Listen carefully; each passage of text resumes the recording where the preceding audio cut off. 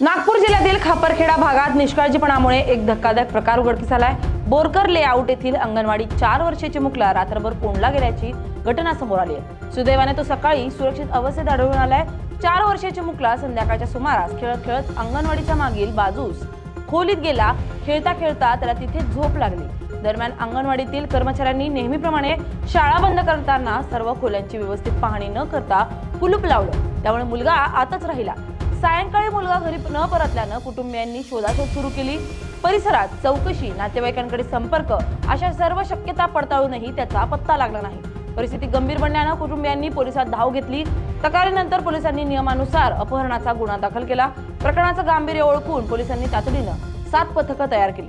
परिसरातील CCTV footage तपासण्यात आलं। अवतीभोवतीच्या भागात शोध मोहीम राबवण्यात आली। दरम्यान दुसऱ्या दिवशी सकाळी अंगणवाडी उघडण्यात आली असता आता वेगळं चित्र दिसलंय। मुलगा अंगणवाडीत सुरक्षित अवस्थेत आढळून आलाय। रात्रभर तो खोलीतच अडकून होता।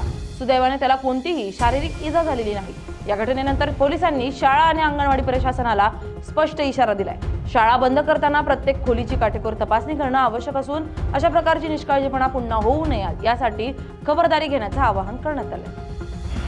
पुलिस ने जितने जल्दी मेरे बच्चे को ढूंढा है उतने जल्दी मैं पुलिस का धन्यवाद करती हूँ। बहुत दिल से धन्यवाद करती हूँ। मेरे बच्चे को मेरे से मिला दिया।